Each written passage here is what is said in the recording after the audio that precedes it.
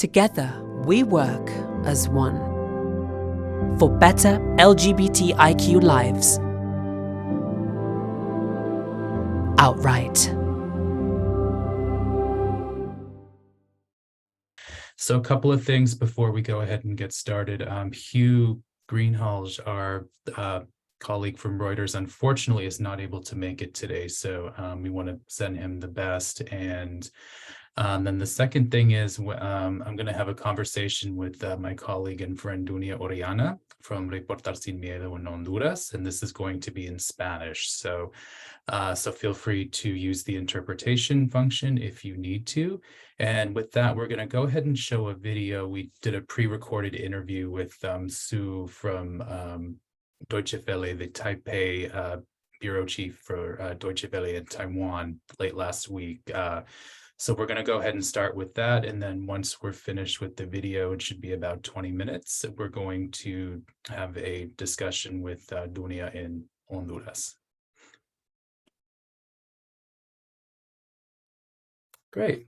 Well, so it's really wonderful to have a chance to talk with you this morning. And so thank you for being with us. And can you just start off by telling us a little bit about your work with Deutsche Welle in Taipei and some of the articles, some of the stories that you and your colleagues cover on the island?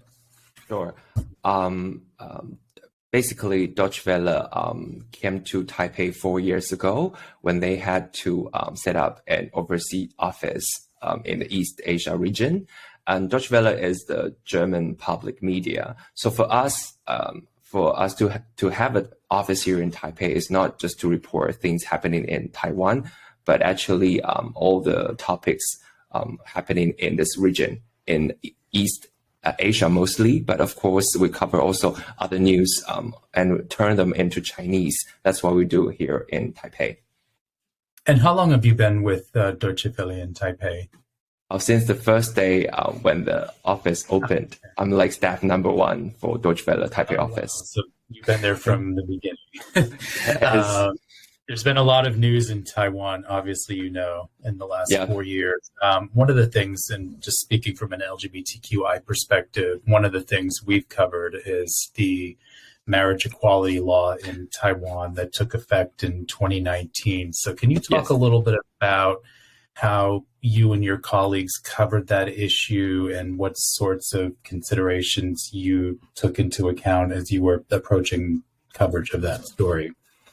It was such a big news, right? Like Taiwan is the first place in Asia to legalize same-sex marriage. So for covering this, we really tried all different forms of coverage, including in videos and texts. We have follow-up stories on all different aspects on this issue. And when we talk about these issues in Chinese, we also talk about the contrast between Taiwan and mainland China, the two Chinese community. That's important for us, right? And for the Chinese audience or even global audience, it's also important to understand this issue, not just from Taiwan, but also, as I said, to add the viewpoints from how you look at these issues in the Chinese diaspora or in the Asian society, as it's the first one in Asia. So not only do we talk about the stories happening in Taiwan, of course we cover lots of them, but we also need to put international context into it. Mm-hmm. You talked about the mainland versus Taiwan. Yes. How did same-sex marriage in Taiwan resonate in mainland China? And is that something that you and your colleagues focused on in terms of, say, how activists in mainland China reacted to what was going on in Taiwan, or how the government in Beijing reacted to what was going on in Taiwan? Can you talk a little bit about that? Mm-hmm. When we cover the stories, when we talk about the same-sex marriage law passed in Taiwan, of course, we will report on the reaction from the Beijing government, right? And if we talk about it as a political issue, it's very easy to know that and to show that the two sides have very different political system. Because whenever the Beijing government is asked about this, they don't have much to say. They will say, oh, that's the system. Or, like in China, we still follow the traditional one man and one woman marriage kind of system. Right? So apparently, we will not add too many comments on that, because as a news reporter, we don't teach our audience what to think, but to give them the facts. And it's easy, like from this fact that like the two different sides have very different viewpoints on this LGBT issues. But at the same time, we also care about the LGBT group, how they can still continue to express themselves in mainland China, when, of course, we know when the government actually has been oppressing this group of people, while we see the big contrast in Taiwan. LGBT groups have a very good development for getting, for example, to reach this milestone and to continue to fight for other rights, right, for the LGBT group. So we would talk about the two sides and then compare with them, and also to sometimes talk about some more stories in Taiwan and sometimes other stories in mainland China. So it's actually important to do that, because for a lot of our media here in Taiwan, they will focus, local media, they will only focus on what's happening here inside the island, and what are some, like really touching stories and how Taiwan has reached this. But really, even for Taiwan, there are a lot of, as I said, like a lot of things that haven't been done. For example, the adoption for married same-sex couples, and also like for foreign couples, they cannot really get married if they are from countries where their same-sex marriage are not legalized, and also a lot of other things. So in Taiwan's context, we have stories to tell. But for the region context, of course, we hope that what has been achieved in Taiwan can influence other countries, especially mainland China, where they speak the same language. And also, as I said, to other countries, Korea, Japan, or like Taiwan. When we are in Taiwan, we also watch closely what's happening in Japan. We know like there are some developments in big cities, in Tokyo, and also in some areas, but it's not like the whole country seems not ready for the same-sex marriage law. So it's important, as I said again, to not only look into this issue in one very like narrow point of view. Mm-hmm. One more question about mainland China, and then I'll ask another question about Taiwan specifically. You mentioned stories in mainland China. What sorts of stories would you cover in mainland China that apply to the LGBTQI community, if anything specific?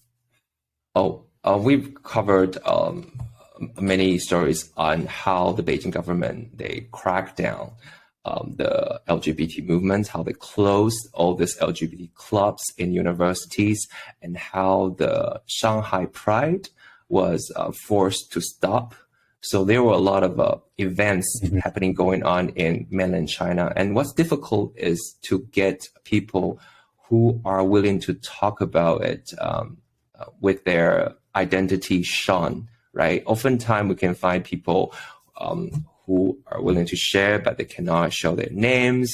But for some medias like us, or as I know, like for some big medias, because we have to tell the audience that these stories are true, and they are, we have some people representing all these groups. So sometimes it can be difficult. But of course, we can still have resources to do that. But it's just it's more difficult, much more difficult than doing stories in Taiwan. Yeah, and one other story about Taiwan is, I'm sure you're familiar with, World Pride 2025 in Kaohsiung was canceled earlier this year. Interpride canceled it, and there was a lot of debate about why. One of the points that activists brought up was that Interpride asked them to remove the name Taiwan from the name of the Pride event. Interpride has disputed that. Talk about how you covered that particular story, and what were some of the challenges that you and your colleagues encountered in terms of trying to verify what was accurate, what may not have been fully accurate. So just talk about how you approach that story in Taiwan. Mm-hmm. When we cover the story, of course, we cover the basic facts of how Taiwan has gotten this chance to hold this World Pride at the first place. But we also notice that there are different interpretations of how that has been developed from Taiwan's point of view. Like the organization, they have their own point of view, and for the World Pride, they have their own point of view, right? They have some sort of like information gap on why they can or cannot use the name. There are some logistical issues on that. So for us, it's important to put all these different kind of interpretation in the same piece of reports, because for local media here, or for a lot of other media platforms, they might want to just interpret it as a sort of like oppression, or like kind of a Chinese influence on Beijing government's influence, how this cannot be function. You cannot use the name of Taiwan, but we know like inside there are a lot of things going on, right? So as I said again, each group, we work for news, right? We are reporters, journalists, and there are certain ethics about it. We are not human rights groups. So when we have all this information from different groups and everyone has their own agenda, what we need to do is to make sure all the facts are represented first, and then we will provide our readers or audiences different viewpoints, and then again they can decide what has been happening and what are some of the decisions that they want to make after reading these reports. How do you, this is a basic journalism 101 question, but how do you and your colleagues try to verify facts? So like if the government is claiming something, as they did with the situation with World Pride in Kaohsiung, just, walk us through a little bit how you and your colleagues would try to verify whether something the government says is actually true, and also activists, what they might claim. How do you verify if that's true or not? Can you walk us through that process a little bit? I think it's important to, when they have signed a contract for the Kaohsiung Pride and the World Pride, it's important to know what has been said, right? What has been put in the contract in the first place, right? And we know MOFA, that's the Foreign Ministry of Taiwan, they would like to support Taiwanese local organizations, and it's important that that's a mission, right? And they have their interpretations, as I said, like when they release the statement, what the statement is based on what kind of facts. So we have to talk to different stakeholders, and also, as I said, if there are evidence or documents like that, it's important for us to be able to review them, or to able to find someone who has been participating in this process of signing these contracts to understand what's been going on. But as I said, still people have different, they have their alternative truth. So when we cannot really verify something, what we can do is to put what they said, in the same context, right? Like A says this and B says that. But before that, we want to make sure we've done everything we can to get all the evidence we have. And do you ever get pushback from activists, or also do you get pushback from government officials in Taiwan when you're reporting on LGBTQI specific issues? And if so, how do you handle that as a journalist? Well, not here in Taiwan. It's, here in Taiwan, not in Taiwan, we have press freedom. If the government or any public sectors, they dare to do that, it's a news itself. I mean, yeah, that's not a problem here. So so we're lucky to have an environment like this. So when we report on LGBT issues, that's not something that I consider a problem. Yeah.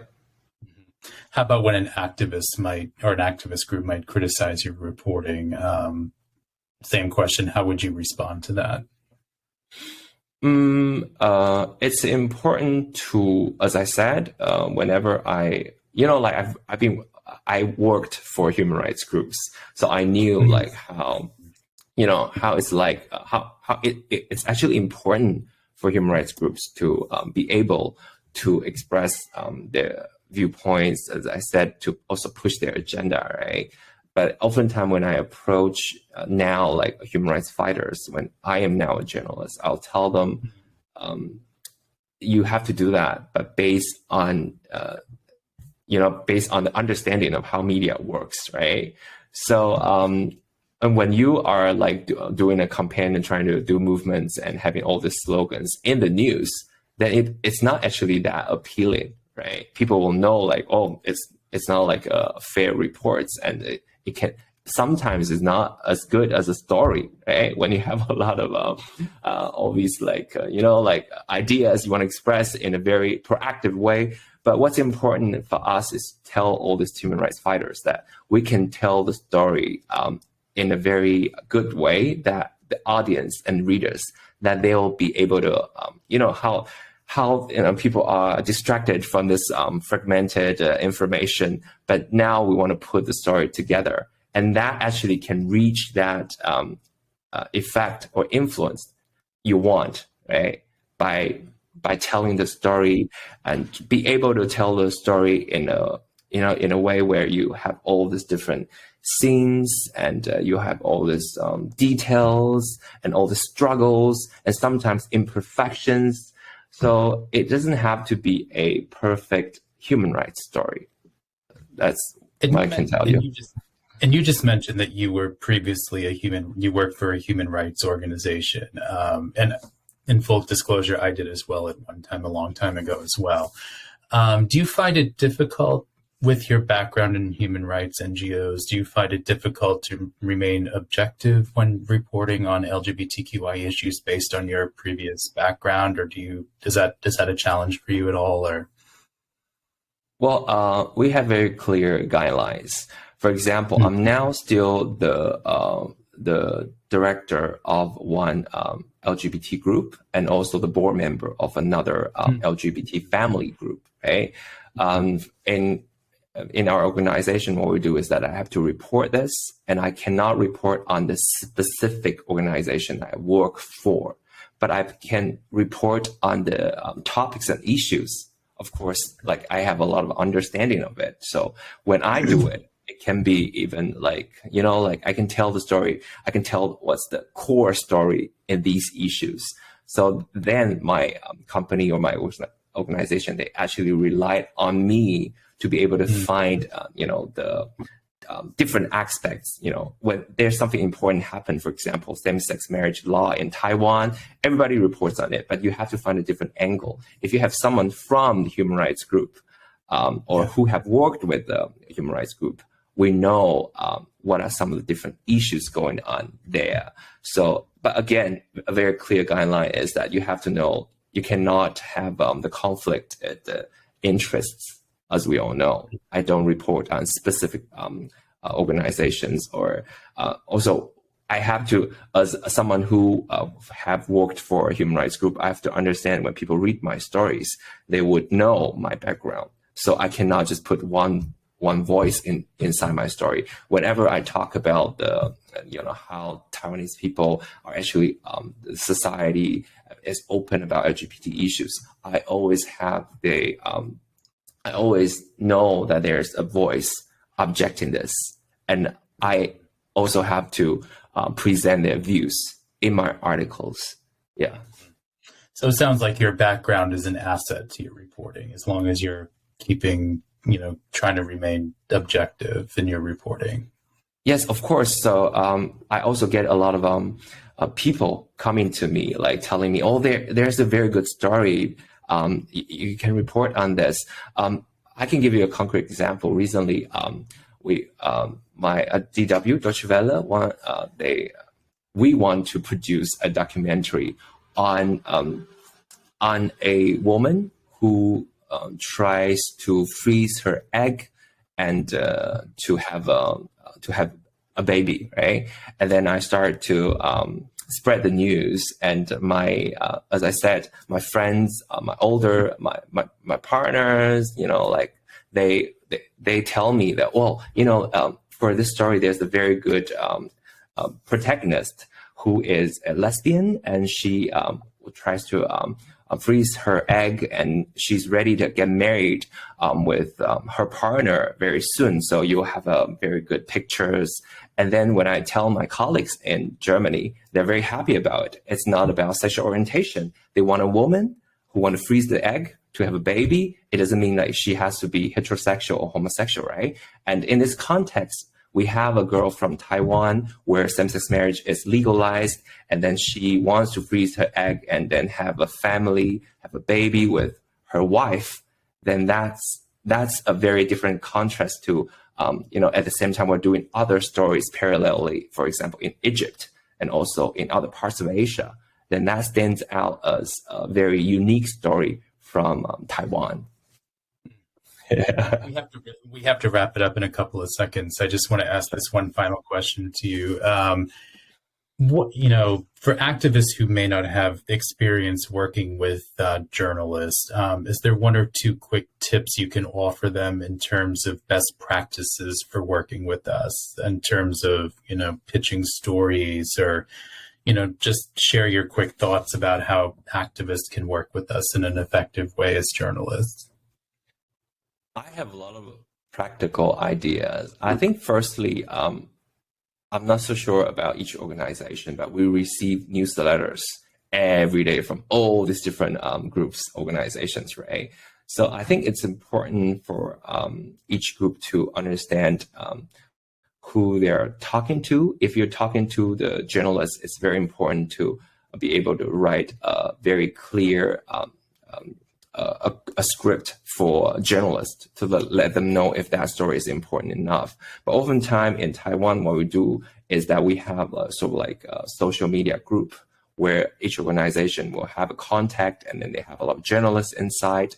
And whenever they have good stories, they can provide the stories. And then whenever there are journalists who need a story, they will say, "Oh, can I find anyone like this and that?" I think social media has been a very important platform for journalists to look for stories, and also for organizations to tell the media, so, hey, we have a great story here.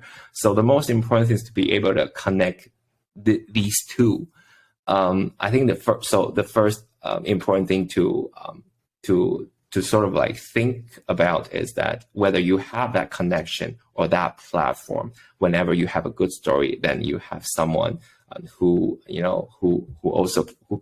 can report on that story. And also for human rights workers, I think it's important to know you're talking to a print media, or like it's a video journalist, or they are producing a documentary, whether you need pictures or you need the stories without struggles, or they want to what are their TAs, Chinese readers or English readers.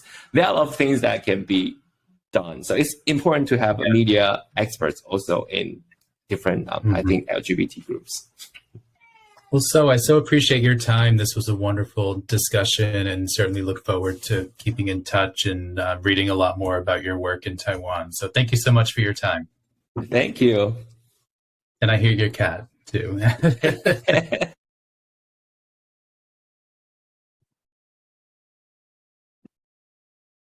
Well, thank you so much, Sue, for sharing your insight and your thoughts from Taiwan. And we're gonna end this discussion with Q&A, but I would love to now transition into our discussion with my dear friend and colleague Dunia Orellana from Reportar Sin Miedo in Honduras. And this part of the presentation is going to be in Spanish. So if folks need translation, that option is available as well. So Dunia.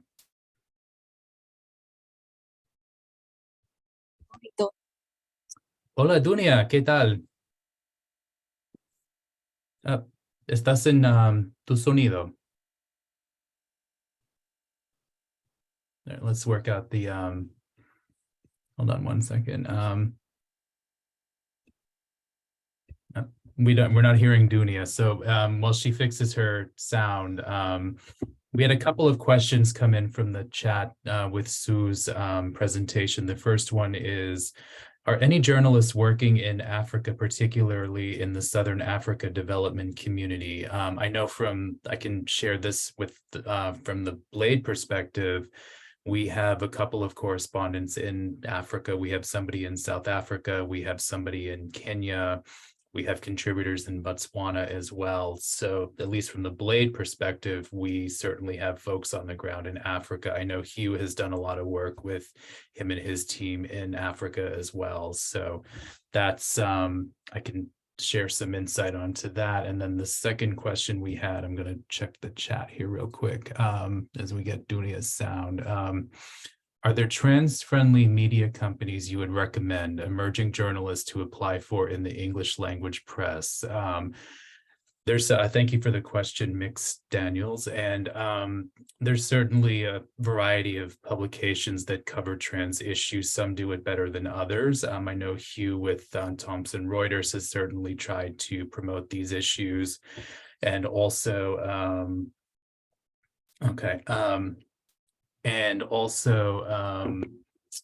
let me think here. There's Openly is another publication that that covers trans issues as well, and there's many others. So certainly LGBTQ media has been trying to cover trans issues better. Again, some do it better than others, but certainly there's a wide range of options out there for folks who are looking for trans-friendly media companies, and we're also continuously holding ourselves accountable as well. So that's one part of it as well. So let me see about getting Dunia back online here. Sorry for the gremlins this morning.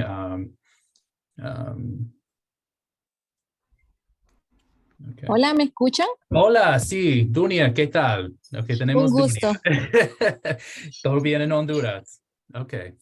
Sí, Excelente. gracias. Disculpa por las preguntas técnicas, problemas técnicas. So vamos a tener como 20 minutos para hablar sobre Reportar Sin Miedo y después vamos a abrir al grupo a preguntas. So Dunia, gracias por venir. Es un gran gusto de hablar contigo otra vez, mi querida amiga en Honduras. So para empezar, ¿puedes hablar un poquito sobre Reportar Sin Miedo, tu trabajo en Honduras, la situación de la comunidad y las historias que se cubren? So, adelante, por favor. Hola, un gusto a todas, todos y todes. La verdad, soy de San Pedro Sula, Honduras. Honduras es uno de los peores países para ser una persona LGTBIQ+. Y precisamente porque es de los peores países donde donde no tenemos derecho a expresar quiénes somos y nuestra realidad es muy compleja. En el 2020 decidí a crear Reportar Sin Miedo, un medio que se enfoca en temas LGTBIQ+, en temas de mujeres y también en defensa de territorio, porque la falta de especialización en temas LGTBIQ+ es muy grande y el odio que se transmite a través de muchos medios tradicionales, te das cuenta de que no nos cubren de una manera ética y profunda. Entonces, ante esta necesidad de falta de información, sobre todo a las poblaciones más jóvenes que ahora ya no quieren estar en el closet, que son personas que están luchando a diario por ser quienes son, y ante la ola migratoria también de muchas hondureñas, hondureños y hondureñas que cruzan a diario las fronteras del país. Hay estadísticas, por ejemplo, que dicen que de 3 a 5 personas LGTBIQ+, están migrando a diario a Honduras por la situación de violencia en la que vivimos. Solo para dar un ejemplo de lo que ha significado este 2022, aproximadamente 41 personas asesinadas de diferentes poblaciones específicas, en su mayoría personas homosexuales, y también tenemos 3 personas LGTBI desaparecidas, una mujer lesbiana y 2 hombres. O sea, a pesar que hay un nuevo gobierno que que se mira que tiene intenciones de ser un poco más abierto, todavía existe vivimos en medio de un fundamentalismo que sigue manejando diferentes discursos de odio y eso se transmite a través de los medios. ¿Puedes hablar un poquito, Dunia, sobre la relación que Reportar Sin Miedo tiene con el gobierno de Honduras, la presidenta Xiomara Castro y especialmente el expresidente Juan Orlando Hernández? ¿Puedes hablar sobre esta situación? Bueno, el expresidente Juan Orlando Hernández, que actualmente se encuentra preso en una prisión de Nueva York, en Manhattan, por supuestamente el narcotráfico, se convirtió en una de las personas que no hizo prevalecer derechos. Durante sus 8 años de gobierno, catalogó a las mujeres, a las personas LGTBI, defensores de territorios como sus principales enemigos. Sus discursos eran precisamente para que no avanzaran derechos. Y lo dijo públicamente, se alió mucho con grupos religiosos de extrema derecha y también con iglesias evangélicas para promover discursos de odio que fomentaban el prejuicio hacia las personas LGTBIQ+. Viene una nueva presidenta actualmente que asumió el 27 de enero de este año, 2022, con un discurso mucho más amigable hacia las personas LGTBI. Y lo vemos porque en su discurso presidencial nos incluyen por primera vez, no como enemigos, sino como personas en situación de vulnerabilidad que merecemos un énfasis especial. Y ha dado muchos avances significativos que antes no se miraba. Por ejemplo, ahora dentro de algunas instituciones públicas se iza la bandera LGTBI en el mes del orgullo. Pero también al mismo tiempo la presidenta pide por primera vez perdón, algo que no hizo el expresidente anterior por el caso de Vicky Hernández versus Honduras, donde se condena, la Corte Interamericana de Derechos Humanos condena a Honduras por el crimen de la activista trans Vicky Hernández, asesinada el 28 de junio del 2009. Este crimen fue litigado por Catrachas y la Robert F. Kennedy Human Rights, y lograron ganar y condenar al Estado de Honduras por el crimen. Y de este crimen hay una serie de reparaciones, reparaciones no solo a la familia, sino a los colectivos trans. Actualmente la lucha es para que las personas trans en Honduras sean reconocidas en su identidad, porque lo que hemos visto y documentado es que las personas trans en Honduras son personas indocumentadas, que no tienen derecho literalmente ni a ser quienes son. Pero al mismo tiempo, estos avances significativos han llevado una ola de odio de grupos ultraconservadores y antiderechos que lo que están haciendo es evitando que estos progresos sigan siguiendo en este país. Entiendo bien la situación con Vicky Hernández. Es un caso bien histórico en Honduras y por la región. Y entiendo también, Dunia, que entrevistaste a la mamá de Vicky y miembros de su familia. ¿Puedes hablar sobre los retos para ti, para tus colegas en el reportaje del caso de Vicky? Es el caso tan importante para la historia en Honduras? Sin duda alguna, fue una recopilación, o sea, Catrachas y Robert F. Kennedy han trabajado casi 13 años. Primero sacar el caso a la luz. La primera publicación de Vicky Hernández se hizo a finales del 2018, principios del 2019, antes de que este caso entrara a la Corte Interamericana, a la comisión de la IDH. La falta de información, Michael. Sin duda que no tenemos acceso a información pública. El Estado hondureño fue condenado porque no tenía un registro de cuántas personas LGTBIQ+ han sido asesinados a lo largo de la historia. Catrachas hizo un observatorio que es el más completo que tenemos, es lo más parecido, o sea, y tiene registrada 341 muertes. Pero el Estado hondureño no le somos importantes, somos un desecho, como dice Indira Mendoza, o sea, no le importa porque nunca ha llevado una estadística de cuántas personas LGTBI son asesinadas. Y el prejuicio que no solo no le importamos al Estado, sino también los medios de comunicación utilizando sus discursos machistas y de odio, o sea, cada vez que una persona LGTBI es asesinada, lo miran con morbo. Entonces, al mirar todo esto, te das cuenta de los retos que significa. También el espionaje del Estado, porque por investigar este caso,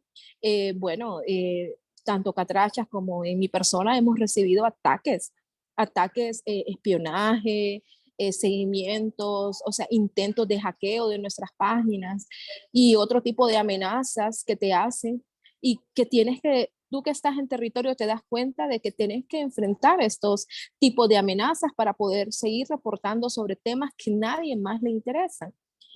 Y es esencial esto, porque también la familia de Vicky fue víctima de amenazas por parte del Estado hondureño.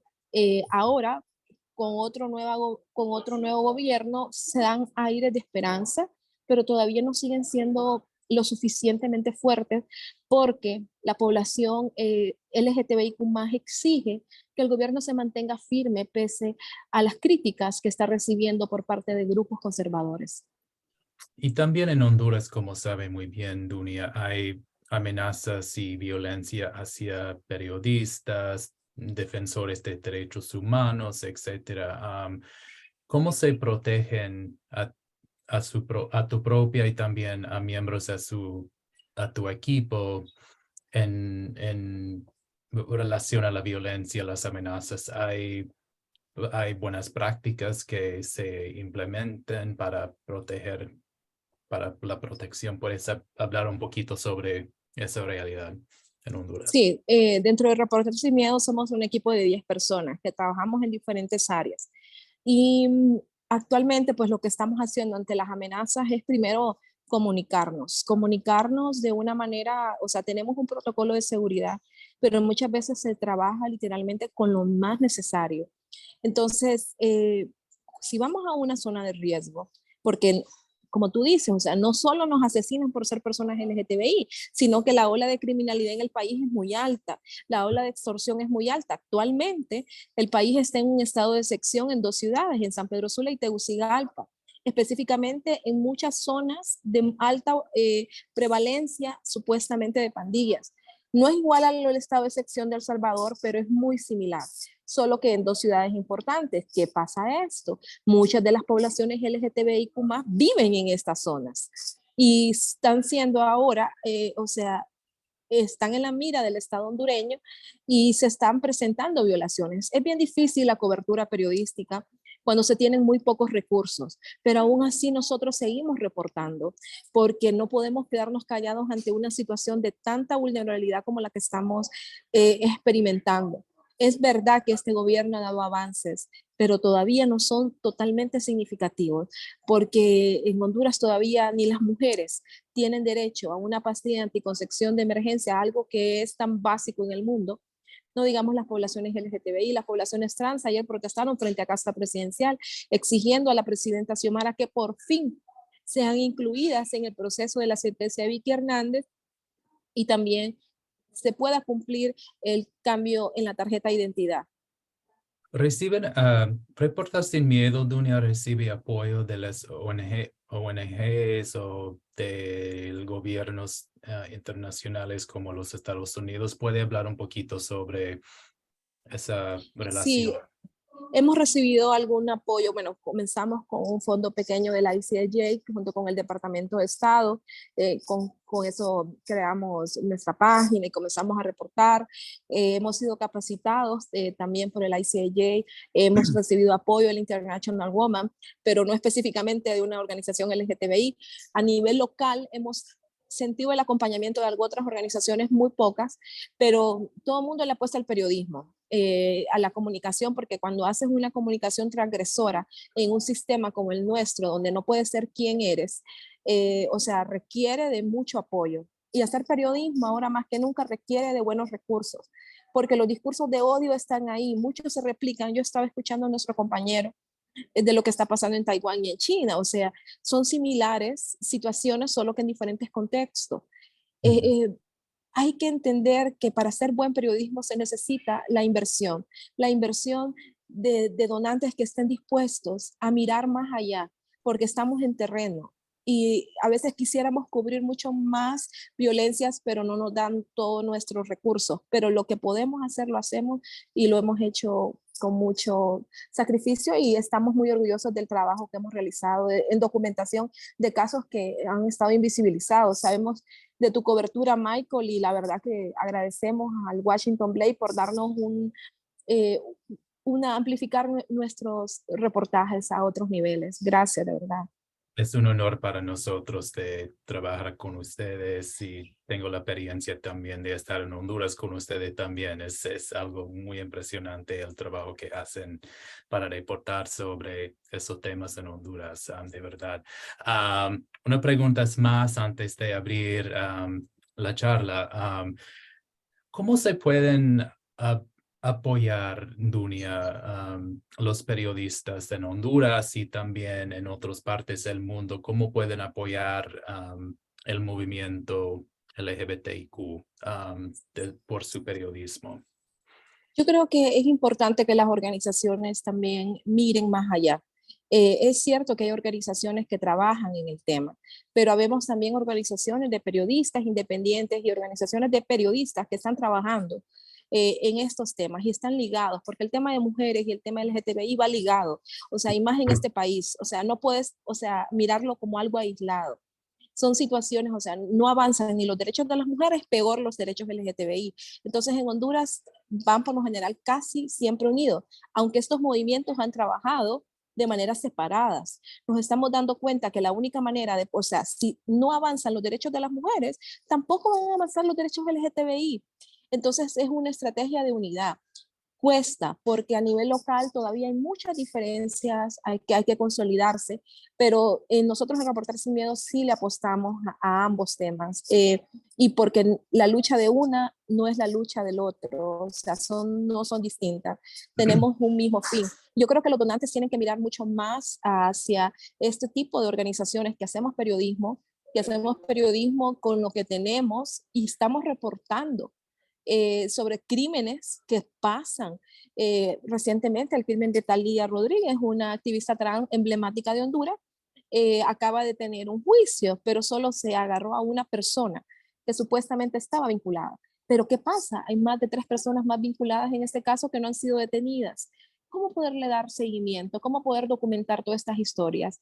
Se hacen con lo que se pueden, pero quisiéramos tener más recursos para poder tener una cobertura mucho más amplia y mostrarle al mundo que realmente están pasando estas realidades.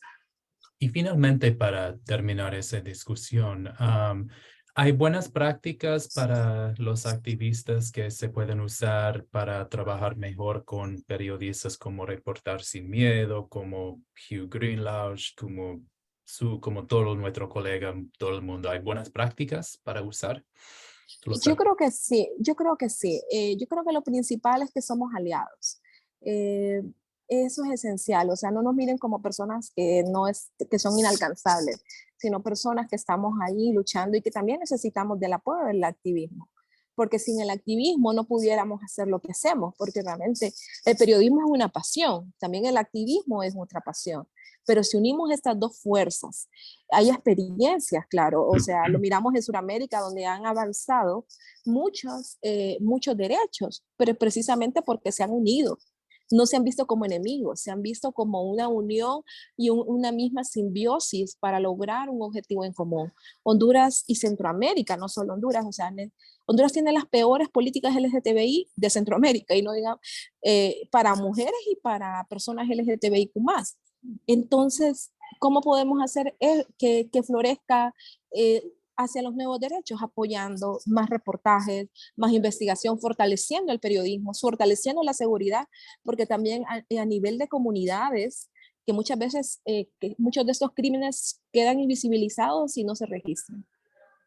Gracias, muchísimas gracias, Dunia. Y vamos a terminar con unas preguntas y I'll say this in English. Somebody earlier, when we talked about LGBT outlets that cover trans issues, Christelle Vanderboom recommended them and Axios. So those are 2 other media outlets that folks can look to for transgender coverage. And then there's one comment for Dunia. Esa persona dice, Dunia, tu trabajo es profundo, el periodismo puede hacer muchísimas cosas para combatir la homofobia. Dunia, ¿reacciona a este comentario? Sin duda alguna que sí. Lo miro reflejado porque trabajamos mucho con población joven. La población joven ya no quiere estar en el closet. Y cuando hablamos y dentro de nuestro equipo de trabajo hay personas LGTBIQ+, por ejemplo, nosotros tenemos a una compañera trans haciendo periodismo. Y cuando una persona de nuestra misma, de diferente población que pertenezca, hace reportajes, no solo LGTBI, sino de otros temas, te miras y te representas. Y es el poder de los medios que tienen. Y está siendo una persona trans hablando sobre temas de mujeres, hablando sobre temas LGTBI, sobre ambiente. Miras y das esperanza a muchas personas que han sido excluidas. Porque si hablamos de inclusión, en estos tiempos que se habla de inclusión, hay que dar oportunidades de trabajo a las personas que realmente son LGTBIQ+, y también mujeres que han estado completamente invisibilizadas. Entonces, una forma de hacerlo es, bueno, a través de campañas para que nos miren de manera igual y sí se combate el odio. Hemos sido un referente en Honduras porque ahora cuando muchos medios quieren hablar sobre temas LGTBI se lo cuestionan porque dicen, o sea, ahí está Reportar Sin Miedo, que ese sí va a contar la historia de otra manera y les cuestionan porque las nuevas audiencias no se quedan calladas y cuestionan esos discursos de odio de medios tradicionales. Pero necesitamos fortalecer más estas audiencias para que estén ahí comentando, aplicando y sentirse reconocidas en espacios que han sido completamente excluidos. And there's one more question that we received earlier. How can we expand media coverage in the Southern Africa development community, given that 2 out of 14 countries have coverage? Because as it stands, it would take SADC more time than anticipated to do away with homophobia and dispel homophobic myths. Angola, Mozambique, and Botswana are all recently decriminalized. And I think more work could be done there. I'm a strong believer of using the media to dismantle historic myths and misconceptions surrounding SADC deviant sexualities is one of the many ways we can use the master's tools to dismantle oppressive systems. So Dunia, muy rápidamente voy a preguntar esa pregunta en el contexto de los sistemas de opresión en Honduras. ¿Cómo podemos usar la prensa LGBTQ para desconstruir estos sistemas en el contexto de Honduras? Bueno, sin duda alguna hay que tener presencia. Las audiencias ahora están en TikTok. Creo que hay que modernizarnos y hablar dónde están las audiencias. Y estas audiencias jóvenes están en Instagram, en TikTok, en Twitter es un poco más complejo, pero están ahí produciendo y creando comunidades. Hay que construir estas comunidades y el periodismo, ahora más que nunca, sigue siendo el baluarte esencial. Hay que sí construir estas comunidades, pero con información periodística bien hecha y bien contrastada. Y hay que verificar esta información. En tiempos de tanta desinformación, el periodismo es esencial porque nosotros somos esa brújula que las personas están buscando para hablar sobre temas que no entienden. La derecha y los grupos muy conservadores están utilizando también estas estrategias de llegar hacia poblaciones que no escuchaban. Entonces, ¿cómo lo hacemos nosotros? La experiencia que nos ha funcionado es a través de los medios sociales. Instagram, TikTok siguen siendo nuestros principales aliados para poder llevar y difundir mensajes contra el odio y la discriminación. Gracias, Dunia. We have to leave it at that. So I really want to thank Dunia, my wonderful friend and colleague in Honduras, for joining us today. Thank you, Stu, for sharing their thoughts with us. And we've, as Dunia said, journalism is essential not only to the exercise of a, free press and, democratic countries and so forth, but it also allows us to highlight issues, LGBTQI rights, human rights, et cetera, that really need to be highlighted and given visibility. So I want to thank everybody for watching today. And I especially want to thank Dunia for dialing in from San Pedro Sula.